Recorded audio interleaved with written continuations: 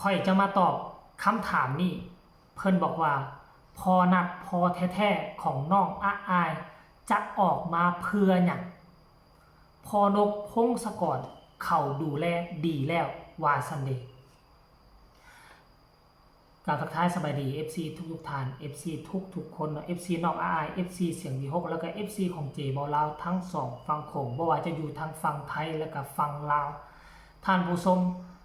สมัยก่อนตอนน้องอาอายมาอยู่เสียงดีฮกได้ประมาณ 2-3 เดือนมันก็เกิดปัญหานี้บ่ว่าจะเป็นแม่แท้น้องอาอายพ่อแท้น้องอาอาย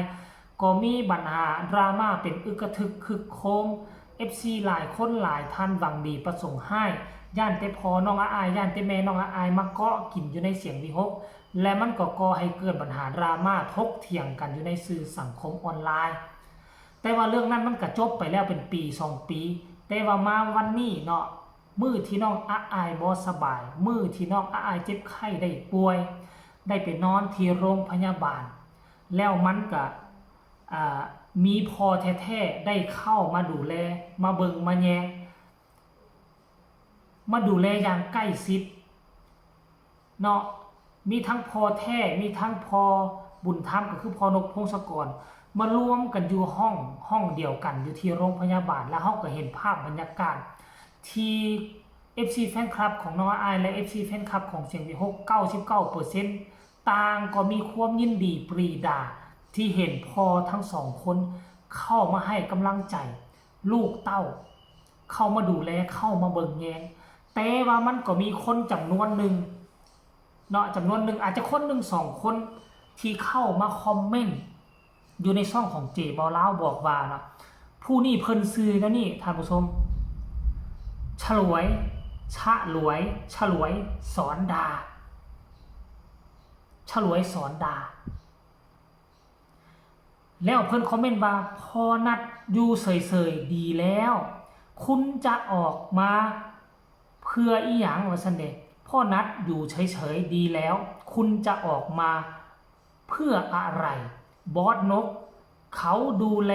น้องดีมากแต่ก่อนไม่สนใจลูกเลยพอลูกดังทำเป็นสนใจคุณไม่อายแต่โลกอายแทนคุณ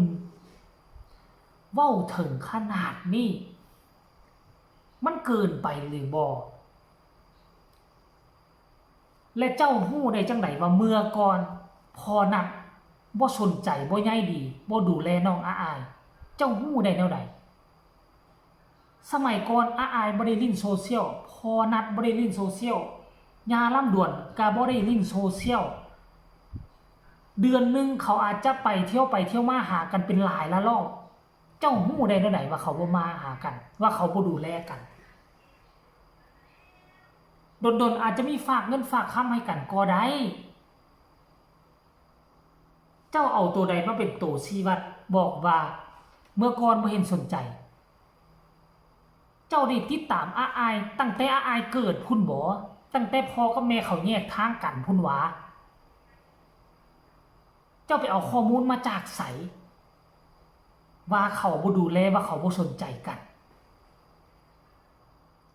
ปกติพอน้องอาอายเราก็บ่ออกมาอยู่แล้ว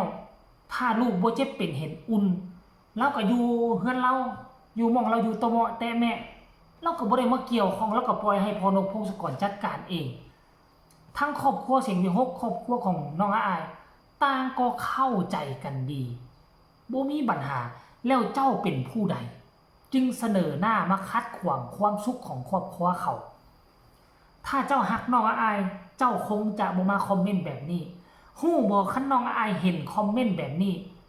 น้องอาอายจะเกิดความบ่สบายใจบ่สบายอกบ่สบายใจจะนั่งคิดนั่งให้อยู่ว่าคน FC ตนเองนั้นฮักแต่ลูกฮักแต่เต้าบ่ฮักพ่อฮักแม่บังเกิดเก่าบ่มีผู้ใดดอกที่จะสบายใจถ้าเห็นคอมเมนต์เว้าให้พ่อตนเองเป็นแบบนี้หรือว่าเจ้าดีอกดีใจคันมีคนมาห้ามเจ้าบ่ให้เจ้าดูแลพ่อเจ้าบ่ให้พ่อเจ้ามาหาเจ้า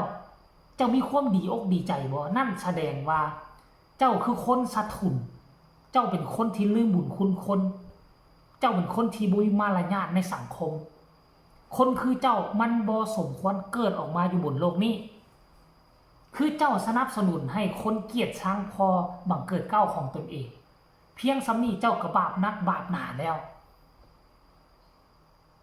บาปนักบาปหนาซื้อนี่เด้อมันซื้อนี่เด้อฉลวยสอนดาซื้อนี่บ่ปิดแต่ว่ารูปโปรไฟล์มันปิดไปแล้วและในฐานะที่พวกเจ้าเป็น FC นกพงศกร FC ของเสียงมีฮก FC ของเจบ่แล้ว FC น้องอายทั้งสองฝั่งโขงพวกเจ้าคิดแนวใดกับคอมเมนต์เหล่านี้มันสมควรที่จะให้พวกเฮาเลื่อนผ่านบ่คันเลื่อนผ่านกลุ่มคนเหล่านี้ก็จะเติบใหญ่ๆโตขึ้นมากัดแกะแซะกอดตามจิกอยู่ตลอดมันโผล่ขึ้นมาแล้วนี่เฮาเฮ็ดคลิปออกมาซื้อมันโลดบ่ต้องย่านเจอซื้อมันอยู่ใส่ฟาดหัวมันลงโลดดีไหมมันโชคดีที่มันคิดทันปิดรูปตัวเองไว้ถ้ามันเปิดรูปโปรไฟล์ไว้แล้วก็เจบ่ลาวจะบ่ไว้หน้านะโซทั้งรูปโซทั้งซื้อขึ้นโลดเป็นลูกเป็นเต้าเหล่ากาผู้ใดให้มาเอาไปโพดอยู่วัดเด้อไปปล่อยอยู่วัดเด้อเพราะว่าคันสิเป็นพ่อเป็นแม่สิเอามันมากลับคืนอยู่เฮือนมันก็บ่ดูแลเจ้าดอกมันคงจะเป็นคนที่บ่ดูแลพ่อแม่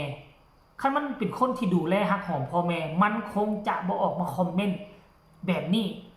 ต่อพ่อของน้องอายดอก FC เสียงมีฮกถ้าฮักน้องอายต้องพากันเซฟพอนัดกับพอนกกระซ้ำเป็นพ่อบังเกิดเก้าทั้งสองคนมีความสำคัญนำกันทั้งสองคนถ้าบ่มีพอนัดกับบ่มีน้องอายกับบ่มีคำว่าพอนกของน้องอายในมือนี้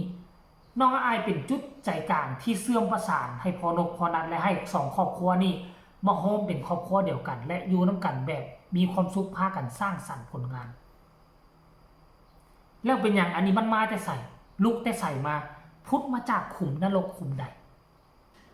เป็นอย่างจึงก่อให้เกิดคนแบบนี้ขึ้นมาแล้วผู้ที่เป็นพ่อเป็นแม่เห็นมันมาคอมเมนต์ใส่ใต้คอมเมนต์ของผู้อื่นใต้คลิปของผู้อื่นแล้วนี่พ่อแม่มันจะนอนรับบ่หรือว่าพ่อแม่มันคันจากไปแล้วก็จะจากตารับบ่ตายแบบตารับบ่